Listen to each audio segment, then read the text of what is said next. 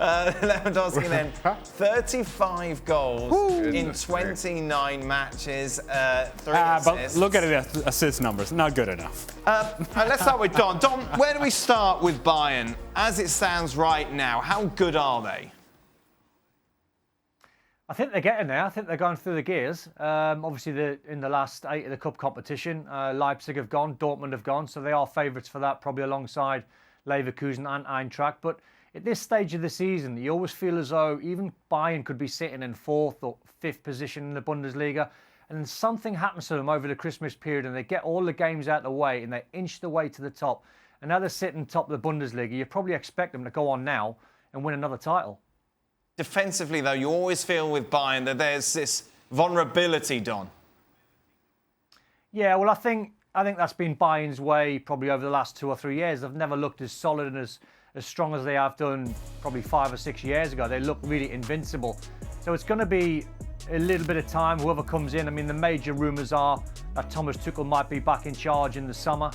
I don't think he's particularly getting on with the hierarchy and the players at PSG, so we'll wait and see what he delivers. He can go deep into the Champions League. It might be another story, but that's the big rumour. If Tuchel comes back to Germany and into Bayern, you would imagine he's going to sign, some really high-end players, because Bayern over the years have always been strong. They've always been solid at the back. Still got some excellent players. You mentioned the front players. I mean, Lewandowski has to be the red-hot striker in world football at the moment. So going forward, I don't think it's a problem. They might be trying to add Leroy Sané to that from Man City as well. So you do get the impression that if Bayern can get over the line this season, they might have a big spend in the summer.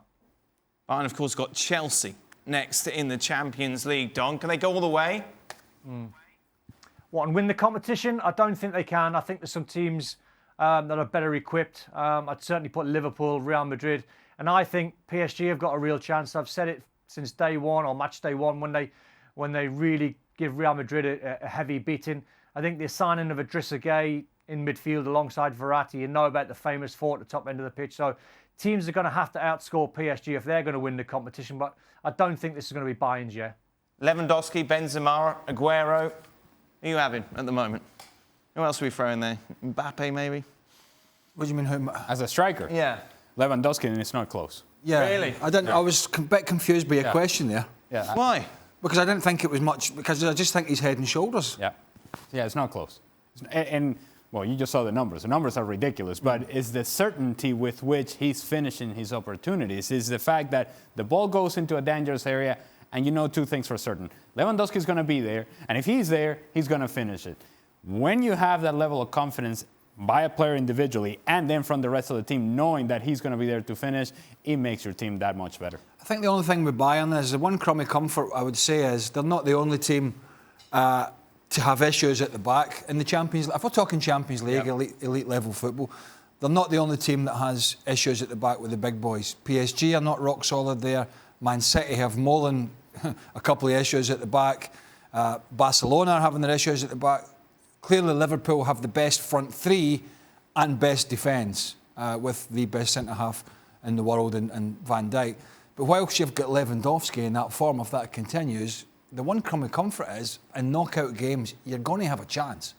Absolute minimal. He's going to give you an opportunity to try and get the basics right. What does this mean for the power rankings, Shane? Well, you'll have to. It means Leipzig are in. You'll have to wait to find out, Dan. I can't really reveal that at this point. Still only Wednesday.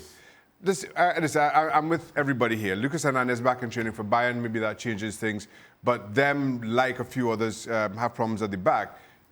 They have potential to go deep because of the midfield and who they have up front, but you just don't see them winning. I wasn't going to tell you this, but somebody came on Twitter today, caning us. You lot don't have a clue.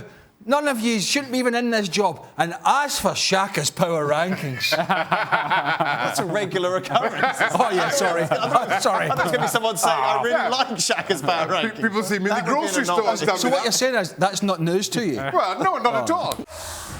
Thanks so much for watching ESPN on YouTube. And for more sports highlights and analysis, be sure to download the ESPN app. And for premium content and live streaming, subscribe to ESPN+.